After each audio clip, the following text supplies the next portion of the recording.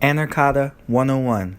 The A.I.D, Anarchism, Intersectionality, Decolonization, Feedback Loop.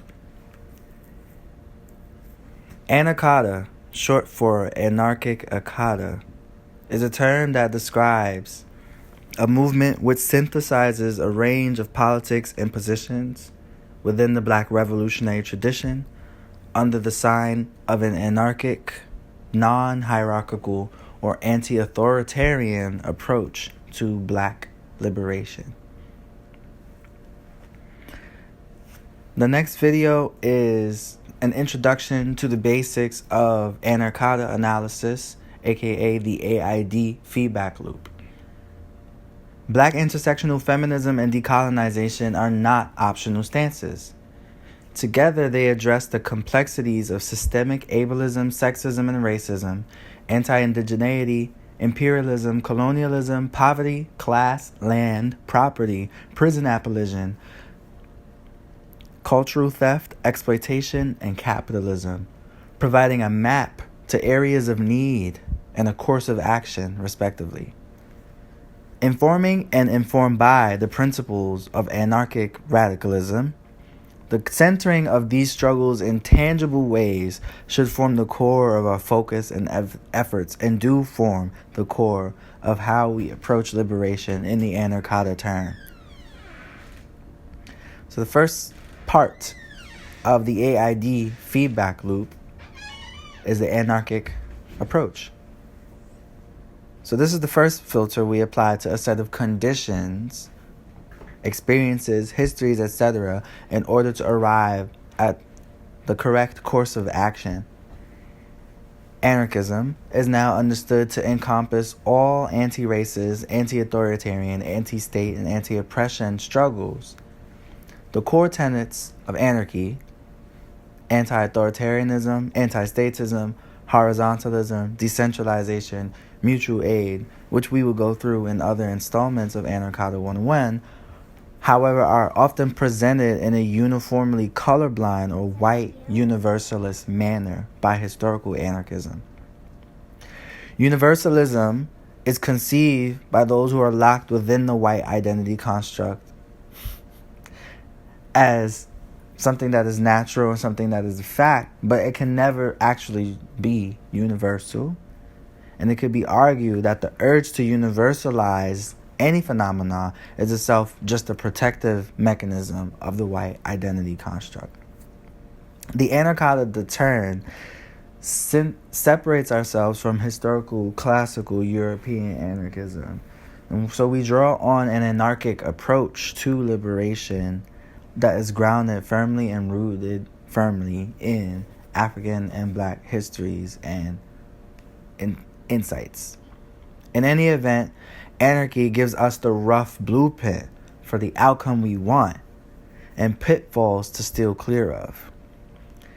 Anarchism is a broader ideal and goal, desire, proposition. It's not one size fits all. We have to compare that ideal, that pursuit, to what we actually see right in front of us. And to do this, we need a tool with which we are allowed to analyze all the material conditions more closely. That tool is intersectionality. So this is the second part of the A.I.D feedback loop. Intersectionality and Black feminist identity politics began as a desire for Black women involved in revolutionary movements to reconcile Marxism and left analysis with their unique experiences as Black women. Like old school anarchism, classical anarchism, European anarchism, whatever we call it, Marxism similarly provides somewhat of a blueprint for analyzing how the structures of class struggle look under capitalism in the modern world. However, Marxism is very much rooted in European thought and is often used to exclude Black women and Black people in general. The most oppressed Black women were in a position to see then that any revolutionary analysis of class needed a serious upgrade. So intersectionality was pushed forth and serves like as a microscope. It allows us to analyze any given situation on structural, multidimensional levels and steer ourselves to the locus of the most compounded oppressions. In this way, we can attack the monster we're fighting against closer to the source and through the perspectives and leadership of those who are oppressed within the intersections, on the margins, black women, especially black queer women, black disabled women, the most marginal of black women. With that in mind, this is how, as Anarkatas, we can begin in practice to provide adequate aid to the largest swath of people, starting with those who need it most.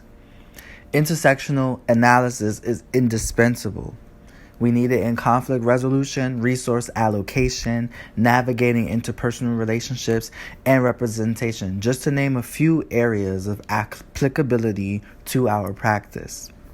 It should be apparent that while intersectional analysis certainly chips away at the colorblind flatness of mainstream dominant historical anarchism and Marxism, anarchism and Marxism would be completely better if they were intersectional. In fact, intersectional analysis and black feminism in general seriously strengthen anti-hierarchy and any politics that are built around destroying and fighting against modern oppressions. We need them, and which is why we ground our analysis as Anarkatas in intersectionality. So let's recap real quick. First step, the conditions of oppression in the modern world that we want to destroy through anarchy. We want to flatten all hierarchy and end all oppressions. So we take that desire and we analyze these conditions by looking specifically for how they impact those who are at the bottom of the lower hierarchy, as Assata Shakur said, those who are at the intersection of multiple oppressions like black trans women. Then we must decide on a course of action. And that's the third step, the third lens of our filter as Anarkatas in the A.I.D feedback loop. Decolonization. It's our praxis, is our immediate material goal in all of everything. So we, through analysis of the material conditions, have seen that the only remedy is a complete abolition of the existing structures of oppression. We've seen that the relationship between oppressor and oppressed and the planet is intolerable, untenable, irreconcilable, and unreformable. And to make room for the world we want to see, the dream of a world which isn't built on our oppression and on the oppression of the most marginal, we have to sweep away the old world. This is the meaning of decolonization. Decolonization isn't a return to the past. We can never return to what we used to be. What's left is to take what is ours now, what we have made through cultures of resistance, through political movements of rebellion and revolution, and build the world we want to live in now. We do this by any means necessary. We refuse to perform for the white gaze or provide more free labor to our oppressors. We learn our history, and in the process, the validity of white identity constructs and the norm is called into question. It's ridiculed. It's mocked. Our own identities are celebrated in their multiplicity. All accepted norms are questioned and placed in a decolonial context. These are the decolonizing imperatives that arise from our needs as oppressed people. Decolonization is not polite, it's not an abstract process. To the oppressor, it's rude, inopportune, adversarial, contrarian, it's mean, it's emotional, it's intelligible, and it's dangerous. To the oppressed, every drop of scorn heaped on the oppressor and every stride in our struggle in our name is a show of love and will get us to freedom. Decolonization demands fearlessness beneath and against the white gains and white constructs. Decolonization is constant. It's requiring a bodily and radical posture. Full decolonization is militant, often bloody.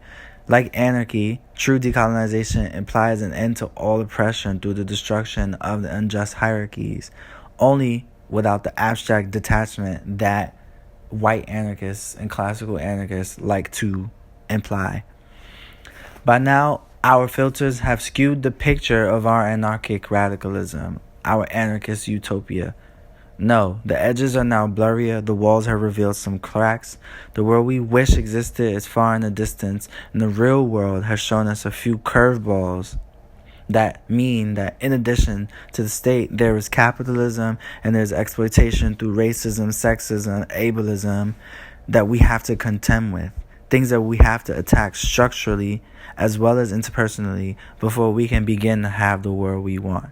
Different times, places, and populations will have different material conditions, and we need to meet people where they are along the intersections and work with the tools that are at our disposal. We de-universalize anarchism through black feminism, thereby we will decolonize anarchism. And in the process, this is where you get the basics of the Anarkata term.